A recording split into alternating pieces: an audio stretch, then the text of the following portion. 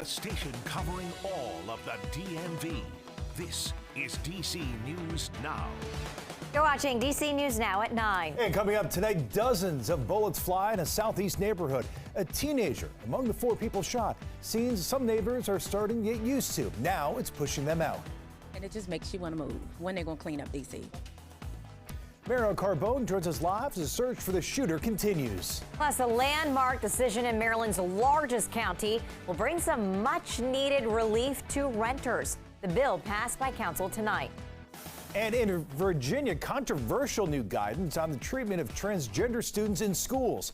We break down the new policies under Governor Youngkin's administration. Good evening. Thank you so much for joining us tonight. You're watching DC News Now at 9. I'm Tasmeen Mahfouz. Hi, everybody. I'm Chris Flanagan. We begin with widespread power outages in Prince George's County. Pepco reporting 15,000 customers in the dark in areas around Upper Marlboro and Largo. A live look right now. This is at the company's outage map. Pepco says there was a fire at a substation happened around 4 this afternoon. The company says it de-energized that station. Pepco is working to find ways to reroute power from other areas, and we're told there's no set timeline for that. Meanwhile, that fire is contained. The cause is being investigated. And more stories in just moments, but first, wildfire smoke and heavy heat blanketing the D.C. area once again today. You're seeing it on your screen. Some relief, though, is coming. Let's check in with our chief meteorologist, Janessa Webb. And Janessa, back to the power outages. No power means no air conditioning tonight. Exactly. I've been looking at some of our maps. What you're taking a look at is power outages widespread across Prince George's County. It looks like the most highly populated area out towards Bowie, Upper Marlboro. You have a significant amount of people in central Prince George's County that are without power, so you don't have AC running. And look at these temperatures. We're talking 86 to potentially a feel-like temperature in the upper 80s. So it's super vital that we get the power restored very quickly. I know crews are working the best they can, but really, even as the sun set, it's still very warm, and so heat index will continue to be in that middle 70s range for the next couple of hours. Will decrease a little bit overnight, but still, it's a very mild and humid air that's currently in place. Here's a live look out towards Hagerstown. Things are clearing up with the hazy conditions. We're not going to have an air quality alert in place going into tomorrow. This actually expires in the next couple of hours. Really, it's a surrounding county, so Prince George's County is involved in that air quality alert. So people that are sensitive, respiratory problems, definitely watch out here for the next 2 to 3 hours, and then that will significantly get a lot better. Actually, visibility is starting to be reduced out towards the Bowie area, College Park, Baltimore, and Annapolis as well. It's getting a lot better the farther west you go. So here's your wildfire smoke forecast. This will be the last day we actually really talk about it, because the jet stream, it's going to lift more towards the north and get a ton better as we go into your Wednesday. So what is the next story? We have storms that are brewing out towards West Virginia. They are moving quite slow, but really overnight, all that batch of rain is going to quickly make its way into the DMV. What spots will be highly impacted? I'll have that full breakdown coming up.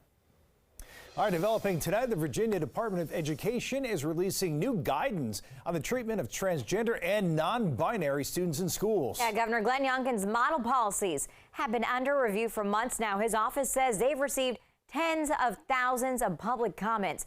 Northern Virginia Bureau reporter Max Marcillo joins us live from Chantilly tonight. And Max, there's a lot to go over in this policy. The 2022 version got a lot of pushback, so what's changed now? Well, not much has changed, even after 70,000 plus comments from people. The governor tonight saying that this is a win for parents' rights, while LGBTQ plus advocacy groups say that it shows the governor did not listen to what they had to say. Governor Glenn Youngkin and his latest transgender student model policies are back under the spotlight. If adopted by school districts, teachers and school staff must only use the name and pronouns on a student's official record unless a parent submits a document showing a legal name or gender change. Also, students must use the bathrooms that correspond with the sex they were assigned at birth, as long as federal law allows. And single-user bathrooms should be made available to everyone, with appropriate signage. Plus, no teacher can conceal information about a student's gender from their parent. These are policies that are certainly needed and go a long ways in making sure we protect fundamental rights for all students and for teachers as well as for parents. Todd Gackey with the conservative advocacy group Family Foundation of Virginia says this promotes parents' rights. Governor Youngkin says the policies reaffirm my administration's continued commitment to ensure that every parent is involved in conversations regarding their child's education, upbringing, and care. But in a statement, LGBTQ+ advocacy group Equality Virginia says Governor Youngkin's response is to escalate a culture war and drop a policy that harms kids, removes resources for teachers, and ignores the rights of parents in Virginia. You want me to move? Virginia have to implement this policy, though it's notable there was no date by which they had to do so. And if last year was any indication, it could be a struggle in Northern Virginia, where a number of school districts pushed back on the idea of moving further away from the protections granted under former Governor Ralph Northam. Reporting live in Chantilly, Max Marcilla, DC News Now. Max, thanks. Meanwhile, the Virginia Department of Education has paused a grant program designed to help teachers of color. The state had set aside $50,000 to help minority teachers pay for their licensing. The process can be very expensive. The program was funded by the General Assembly, but quietly stopped last year. Advocates here in Northern Virginia say this hurts students who benefit from a more diverse teacher workforce. When we have a unfair ratio with teachers that is not tracking with our student population, it causes a disconnect. Our kids are having a problem terribly with cultural competency. The Virginia Department of Education says it's currently evaluating the grant program. Governor Youngkin's office declined to comment. And help is coming for renters in Montgomery County. The council passed its rent stabilization bill after hours of deliberation.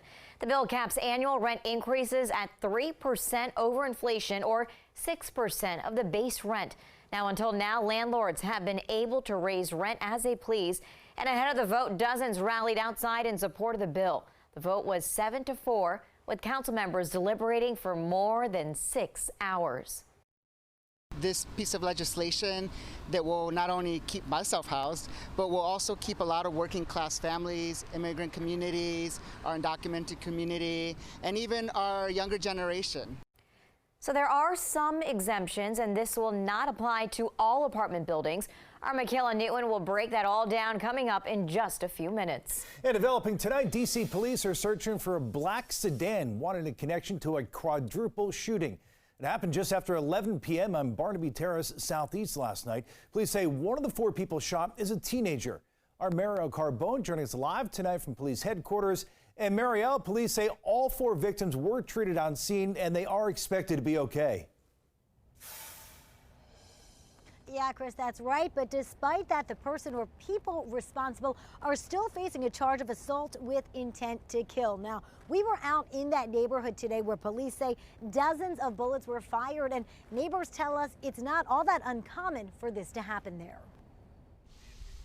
Bullet holes and shattered glass are what remain after 4 people are shot in Southeast D.C. Well, that goes my day. Tuesday, Kenneth Cummings stuck dealing with the mess. His personal truck and work van both used as shields from gunfire. On the work van, 2 tires, the windshield, passenger side and driver's side windows. According to officials, MPD responded here to Barnaby Terrace Southeast after ShotSpotter recorded 42 sounds of gunshots.